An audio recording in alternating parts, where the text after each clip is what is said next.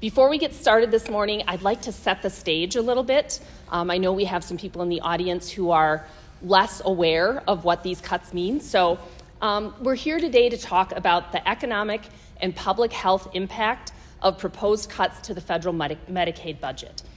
On February 25th, the U.S. House of Representatives passed a budget resolution that proposes to cut $880 billion from the Energy and Commerce Committee, and that is the committee that oversees the federal Medicaid budget.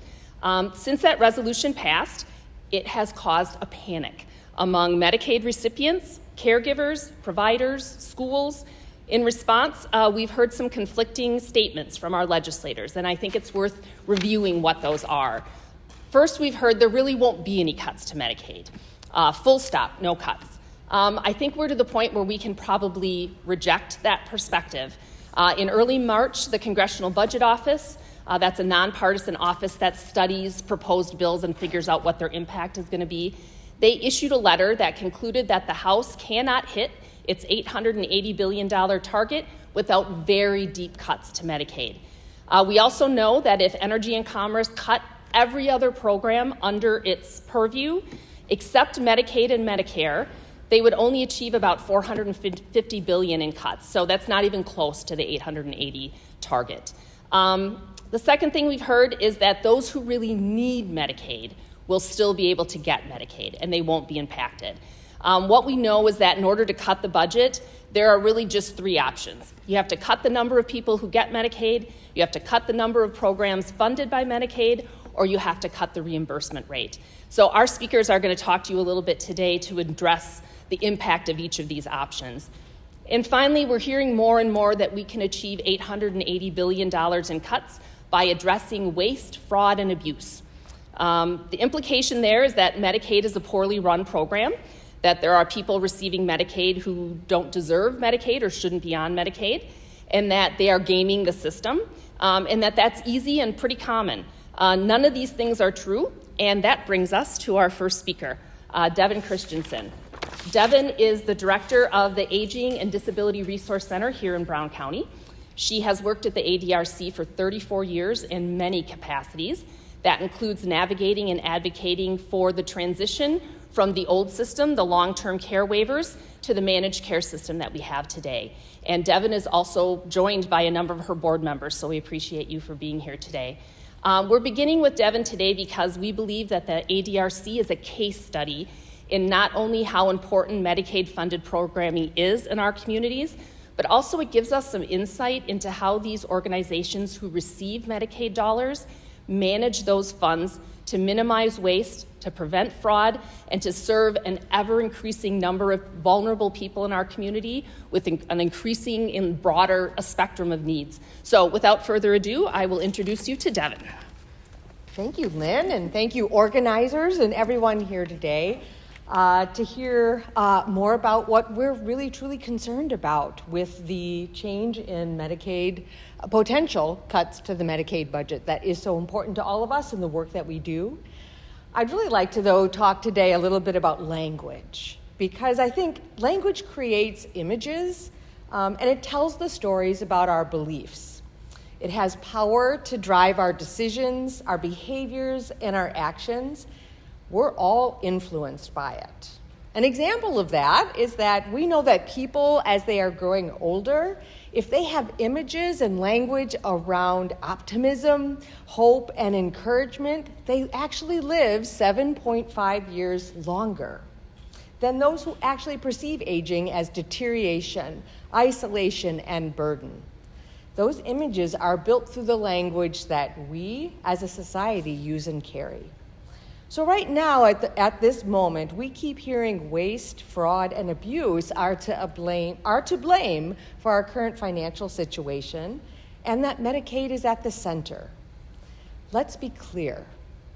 No one wants waste, fraud, or abuse, especially people working to provide critical services for Medicaid programs that serve our most vulnerable neighbors, friends, and family. We want smooth processes, less red tape, while assuring that the dollars go as far as they possibly can to help keep people healthy and well. Because We all benefit when we do that, for people on Medicaid and those not. I'd like to offer an alternative narrative to waste, fraud, and abuse, other language that might help us put the people and the programs at the center of this discussion. It will humanize this complex problem and highlights the danger and high cost to indiscriminately cutting all of these critical programs. So let's flip the script. Instead of government is filled with waste, fraud, and abuse, how about Medicaid promotes efficiency, accountability, and humanity? In Wisconsin, our state has a very long history of innovation and cost savings to Medicaid dollars. We actually led the way across the nation to demonstrate the power of unbiased information, connection to less costly services, and deinstitutionalizing people and building a community of support. It's a win-win for government and the people they are elected to serve. So what does efficiency, accountability, and humanity or impact mean to the ADRC? There's actually a handout that you have that has some nice pictures on it that we really would like to have this be our framing and new language that people might use. Instead of Medicaid is wasteful, we want people to hear that Medicaid is cost-effective and saves taxpayer dollars. Instead of fraud and abuse are rampant, we want people to understand that there's oversight, audits, strict eligibility rules, and that all ensures accountability. And instead of government programs don't work, we want people to understand that Medicaid actually keeps people healthy, working, and independent. It's all about humanity. So when we talk about efficiency or saving money, something that's really important for people to carry with them to be able to articulate to our elected officials is that it actually costs far less to keep people in the community than it does for them to be in institutions. And that's why Wisconsin took these very important steps. We lived for many years in a waitlist environment and watched person after person enter institutions that cost us so much more money as a state and a federal government.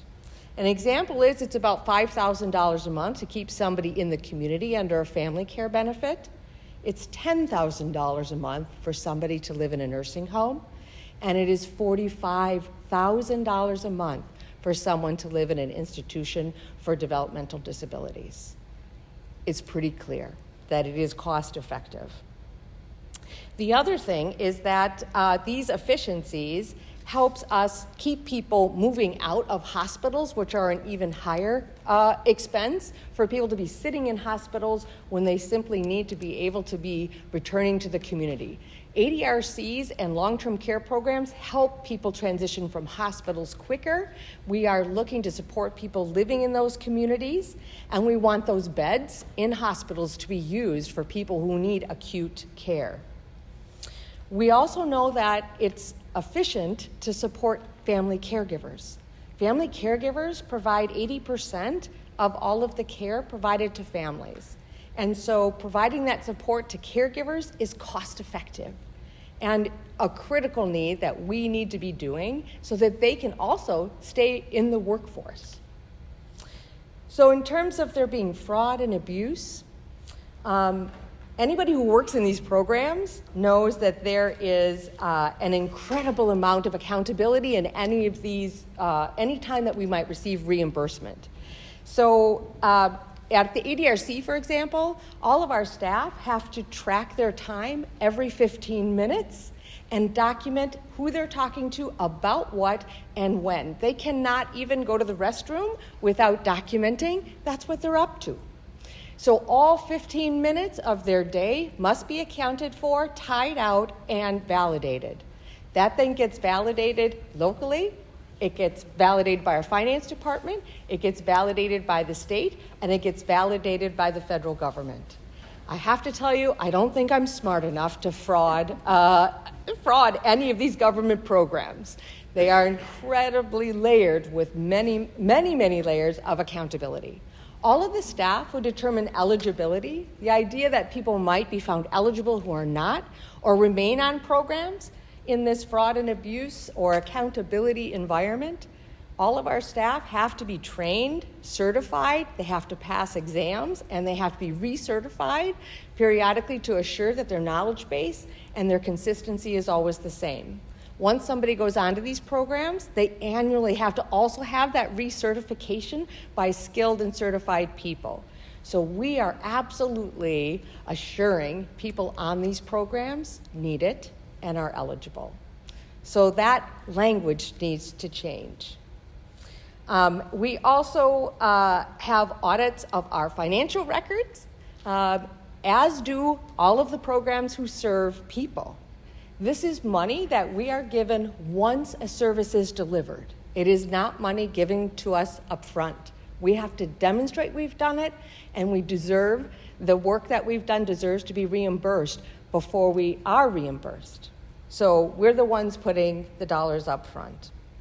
And then lastly, in terms of the impact on humanity, one of the things that's happened with the lower reimbursement rates to providers is we have seen nursing home closures in our community right here in Brown County, at least 6 in the last several years. Those nursing homes can't keep their doors open. We have a caregiver shortage, and the reimbursement rates don't meet their growing needs. Those nursing homes are now not available for people who are not on Medicaid too.